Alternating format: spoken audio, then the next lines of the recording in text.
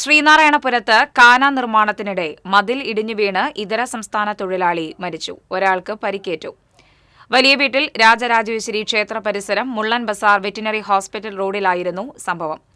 West Bengal സ്വദേശി 35 വയസ്സുള്ള മുഹമ്മദ് മുഹാബുൽ ഇസ്ലാമാണ് മരിച്ചത്.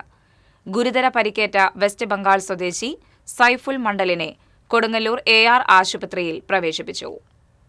കൂടുതൽ വിവരങ്ങളുമായി നവാസ് ചേരുകയാണ്. നവാസ്, വളരെ ദാരുണമായിട്ടുള്ള ഒരു സംഭവമാണ്. എപ്പോഴാണ് സംഭവിച്ചത്? അതുപോലെ തന്നെ ഗുരുതര പരിക്കേറ്റ ആളുടെ സ്ഥിതിയും എങ്ങനെയാണ്? ഇന്ന് ഉച്ചയ്ക്ക് 12:30 അപകടം. ശ്രീനാരായണപുരം പഞ്ചായത്തിലെ മുള്ളം ബസാറിലായിരുന്നു അപകടമുണ്ടായത്. MLA ഫണ്ട് ഉപയോഗിച്ച് നിർമ്മിക്കുന്ന കാനയ്ക്ക് വേണ്ടി കുഴിയെടുക്കുന്നതിനിടയിൽ സമീപത്തുള്ള വീടിന്റെ മുൻവശത്തെ മതിൽ അപ്പാടെ ഇടിഞ്ഞു വീഴുകയായിരുന്നു.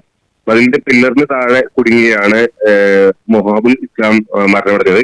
ഇദ്ദേഹത്തെ ആശുപത്രിയിൽ എത്തിക്കുന്നതിന് മുമ്പ് തന്നെ മരണമടഞ്ഞിരുന്നു. കൂടെ ഉണ്ടായിരുന്ന സൈഫുൽ മണ്ഡൽ അതീവ ഗുരുതരാവസ്ഥയിൽ കൊടുക്കുന്ന ARS ചികിത്സയിലാണ്.